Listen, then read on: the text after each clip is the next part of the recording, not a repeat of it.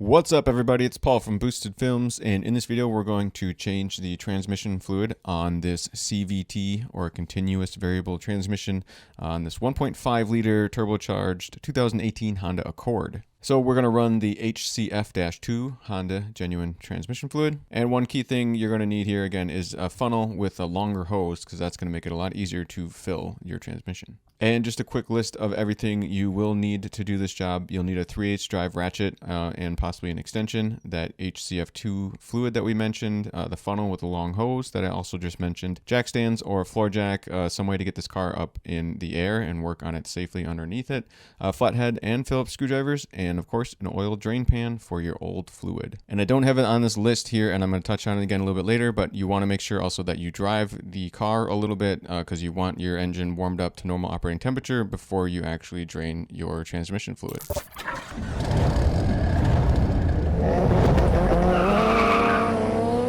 So again, here's just a quick list of everything you need to do this job. Luckily, I have access to a hoist, so I filmed this procedure on a hoist, which makes everything easier to view, which is good for this. But of course, I'll just run through how to do this if we were using floor jacks and a jack stand to do this.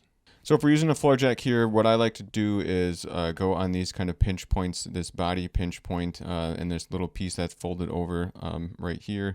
That's where I like to jack up. Technically, there are 4 of these on each corner that are meant for the hoist. That's where you raise it up on the hoist. But I've used these to jack up just fine multiple times. Otherwise, if you want to use the official jack points, they're up here on the screen. This is where you're supposed to jack up the car in the front and rear if you're using a floor jack.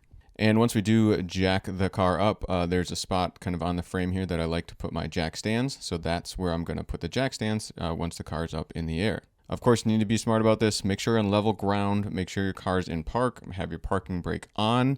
And then we're also going to put a wheel chock in place or something that can keep the car from potentially rolling. So in this case, we want something in the rear since we're going to jack up the front. So of course, just anytime you're going to work underneath the car, you need to be smart and be safe. Never go underneath your car without jack stands either, or something, that can be more reliable than this floor jack that I'm using right now. So this floor jack, as you can see, I'm using right now is meant to only lift and lower your car. It's not meant to hold it up for an extended period of time. So that's why we're going to put our floor jack in place, or jack stands, in place. So as you can see here, this is where the jack stand is going to go. If you watch my oil change video, you've probably seen the same procedure, but I just, of course, want to cover it here too. So we're going to set this car down on the jack stands, and we're going to do this on both sides. And if you want to be extra safe, you could throw something underneath the car as well, like if you had a spare wheel laying around, or if you're taking off your wheel to do the brakes anyway, you could throw a spare wheel or something underneath the car as well. You could also utilize something like race ramps or something that you drive up on if that's easier for you. You could use something like that, but of course follow those procedures for that too to do it properly and safely. Next, we're underneath the car towards the front of the car here, and we're going to remove this big shiny tin piece here. This is mostly held on by these flathead screw things that you're just going to give a quarter turn and then they pop free, except for this one towards the back. Actually, there's 2 towards the back that have Phillips heads, and you got to remove both of those as well. And after that, you kind of need to slide this towards the back of the car and then down, and then this tin piece should come free. Just a forewarning on the 2 Phillip heads ones in the back. I think after a while those can get a little rusty, a little tight. So those can be tricky to get out. Be careful that you don't strip the heads of those Phillip head ones towards the rear. All right, we're going to cut to the oil pan here. This is our oil pan for our transmission. And what we're going to do is remove this plug that holds the fluid in, and a 3/8 drive ratchet should work. I like to use a little bit of an extension on that ratchet, but it's got this square end to it, so we're going to utilize that to remove this drain plug. So once you break that free, it should spin fairly easily. And it does look like my ratchet was a little tricky to remove after getting it free, but you should be able to get your ratchet free, and then you should be able to spin that plug by hand. But of course, before you unspin that plug, you're going to want to have your oil pan, something to catch the oil that comes out, or that transmission fluid, I guess I should say, after it comes out. So you're going to want to have that in place and ready to catch your fluids. And of course, gloves, safety glasses, always a good idea to have when you're doing something like this as well. Don't be surprised if there's a little bit of metal shavings and stuff. There is a magnet on the end of this plug to catch some of that kind of stuff as it builds up over time. So we're going to clean that up, of course, before we put it back in. But otherwise, we're going to let this drain. And also an important thing that I don't want to miss here is that you do want your car up to kind of standard operating temperature before you actually drain your fluid. That should allow it to drain better. So you want to drive the car a little bit and get it warmed up before you actually do pull the plug and do anything else to drain your fluid. All right, so now with that plug out, you can see we wiped off some of the stuff that was built up on it, and we have ourselves a new crush washer here that we can install. If you want, you can get a new one for each plug. I think these are probably similar to the engine oil ones, where I don't think it's that important if you change them, but that's just my opinion. What do I know? I've done the transmission fluid on this car once before, and I didn't change the crush washer last time, but I got a new one this time anyway, so I'm going to change it this time. So after you've let that fluid, drain out for quite a while, once it's down to just a drip, or you've gave it enough time, you should be able to, of course, reinstall your drain plug. I like to clean up the area, of course, a little bit, and then we'll tighten up our drain plug. And then we're going to lower the car back down to the ground, and we're going to find our fill area towards the top. And that is kind of behind the air box here. Between the battery and the airbox, you can see this little piece down here a little bit with the white tag on it, and that says HCF-2.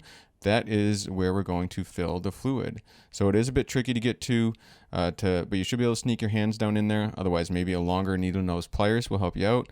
Get down in there and just pull that off. You should be able to pull it free.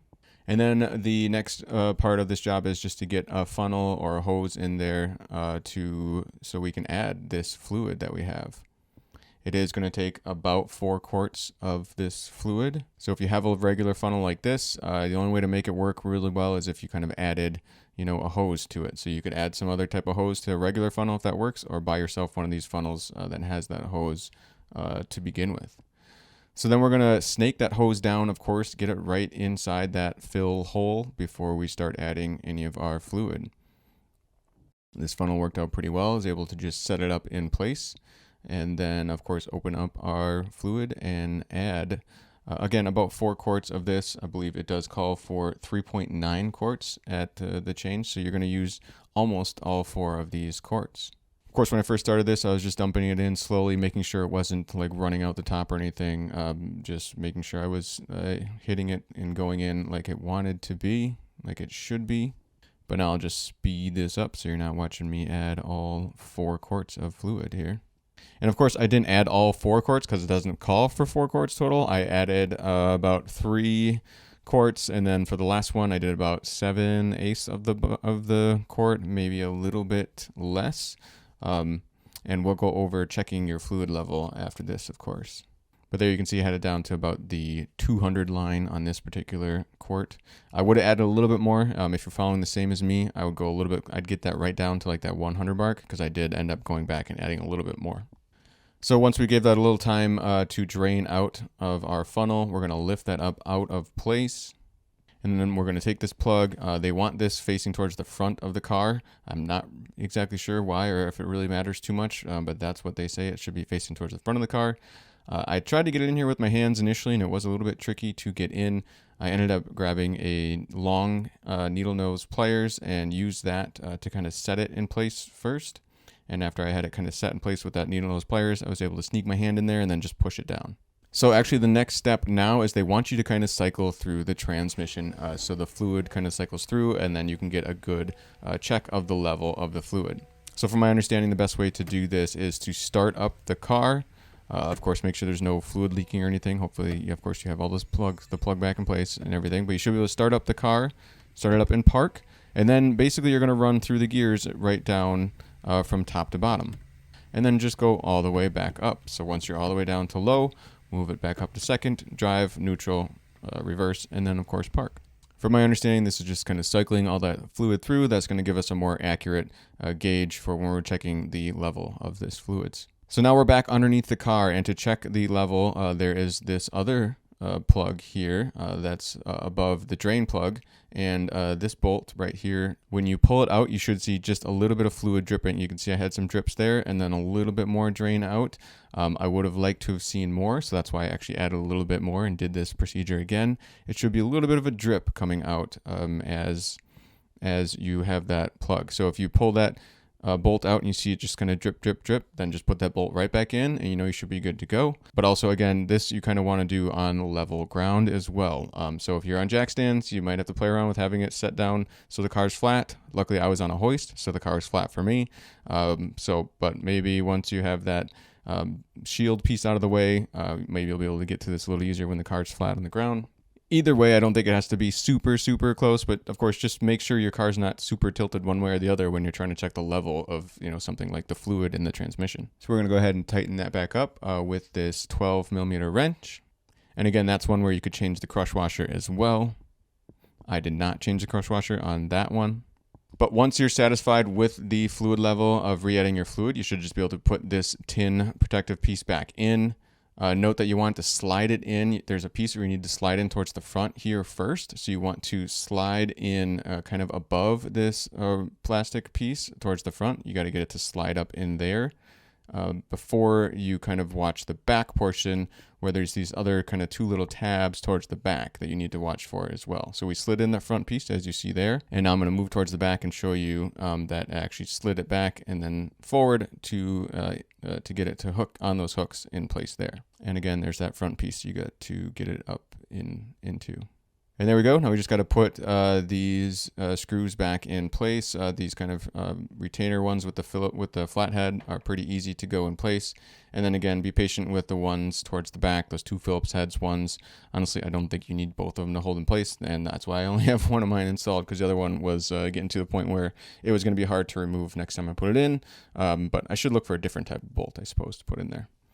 But that is about it. You should be able to close your hood. And if you have any maintenance stuff that you want to clear in your maintenance reminders, you should be able to clear those out as well. And that's it. That is how I changed the transmission fluid on my 2018 Honda Accord. Again, this is the CVT, or continuous variable transmission. This is not the 10-speed. I imagine the process would be different for the 10-speed. But I'm just a guy on YouTube that likes to document what he does. So of course, if you know a better way of doing something, please leave a comment in the comment section down below. If I did something completely wrong, of course, let me know about that too, so other people can learn from my mistakes in the comment section down below as well. Otherwise, hopefully, if you did find this video helpful, of course, a thumbs up, a like, or just a generic comment always does help things out. But as always, this is Paul from Boosted Films saying thanks so much for watching.